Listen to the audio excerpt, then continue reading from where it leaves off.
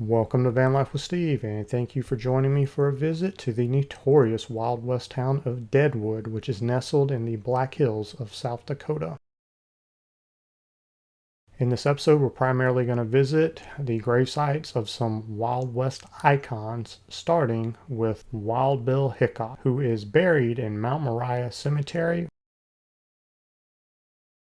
And I got to give them props. It only costs $2 to visit. So James Butler Hickok, who we know as Wild Bill, was born in Illinois in 1837, and he became a outlaw because him and another man got in a fight and they believed they killed each other, so they fled. And so he fled, and I believe after serving in the Union Army, he began using his father's name William, and then subsequently began calling himself Wild Bill. He went on to become a lawman and had a very famous career as a lawman. It's believed that he only really killed 6 or 7 men, and all of those shootings involved either gambling disputes where both men agreed basically to shoot it out, or were done in his capacity as a marshal. And unfortunately, the last man he killed was by accident, and this was a deputy marshal, and that led to the end of his law enforcement career. So after a short stint in showmanship where he joined kind of like a Wild West traveling group with Buffalo Bill Cody and Texas Jack, that didn't work out for him. So he found his way to Deadwood, possibly to try to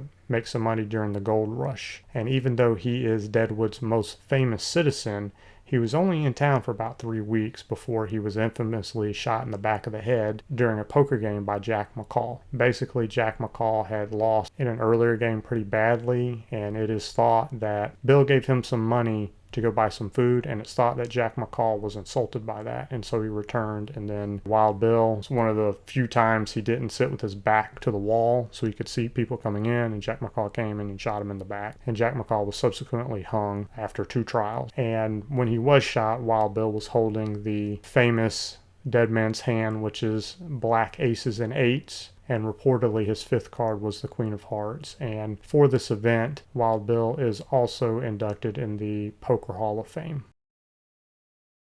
This bust of Wild Bill is actually his 3rd grave marker. People would come and whittle away and chip away at the previous ones to keep as souvenirs, and his grave is surrounded by an electrified fence.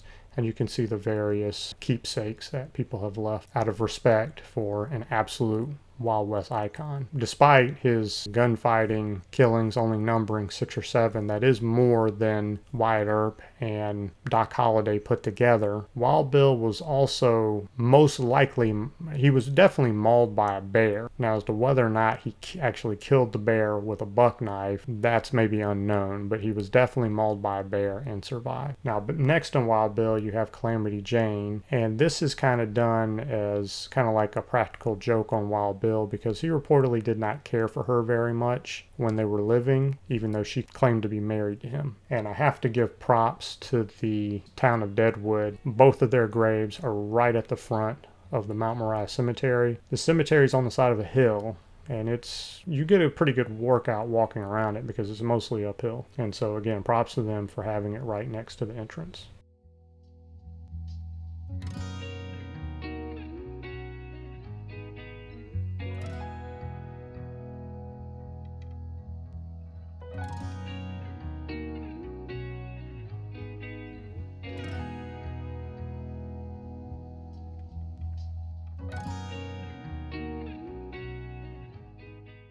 Also close to Wild Bill and Calamity Jane, you have Potato Creek Johnny, and he was famous for finding some gold in a creek, and that ignited one of the gold rushes to the Black Hills. Also at Mount Moriah Cemetery, it's one of the few places that is allowed by Congress to fly the United States flag 24 hours a day out of respect for the service of all veterans.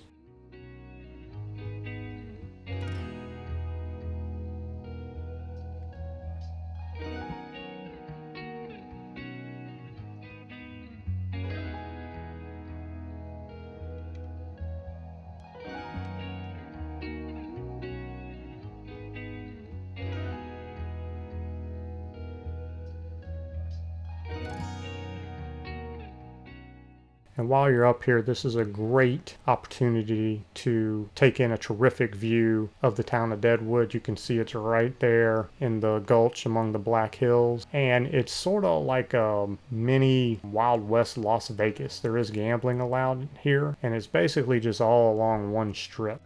If you're enjoying this content, I'd appreciate it so much if you please give me a like. Please consider subscribing if you want to see more videos, and turn on the bell for notifications. Thank you so much, and let's continue with the video.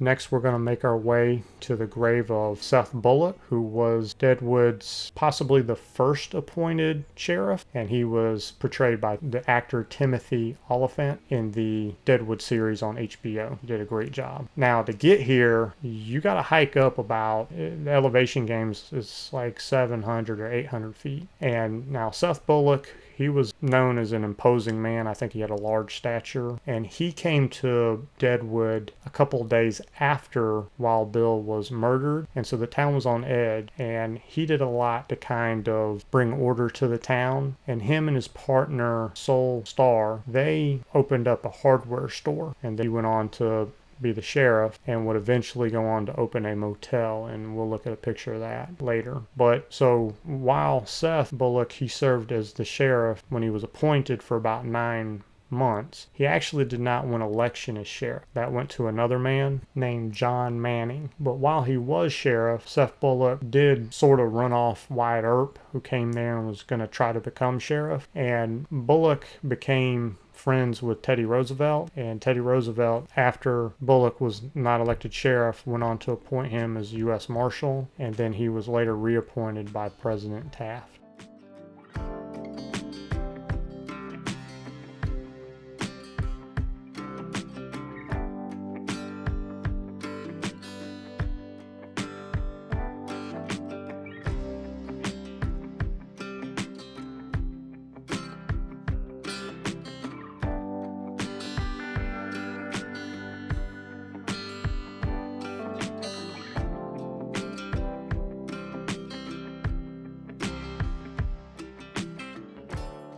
So it's quite a bit of a walk to get back down the hill, and on my way out of the cemetery I came across this squirrel, and at first I thought the squirrel was dead, but then I realized, I don't know what kind of squirrel behavior this is, but it looks like the squirrel is praying for the dead in Mount Moriah Cemetery. And that was just kind of a crazy thing to see, and I guess it just goes to show you even the animals have respect for the icons of the Old West there.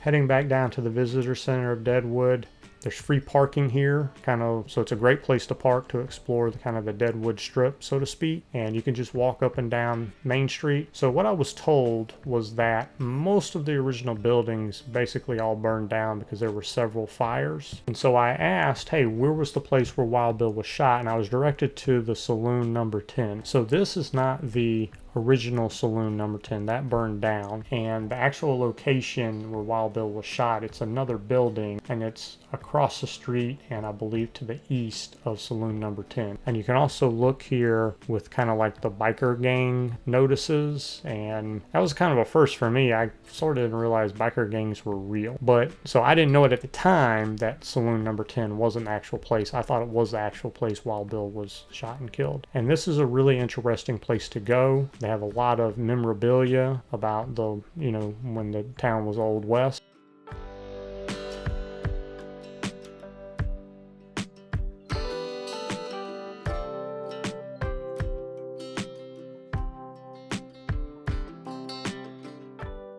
And I even had to go get a shot just to pay my respect to Wild Bill Hickok.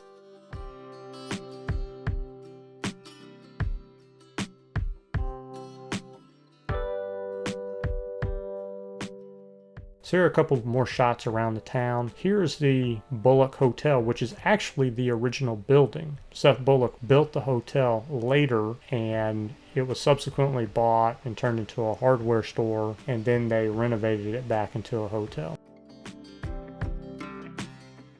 As I mentioned, you can gamble in Deadwood.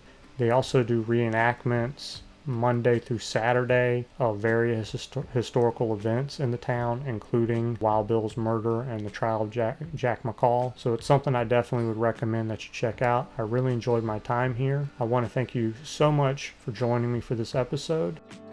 I've included cards for some of my other travel videos and my national park videos. I'd appreciate it so much if you give one of those a look. And again, thank you so much for watching, and I'll catch you in the next video. Take care. Thanks. Bye.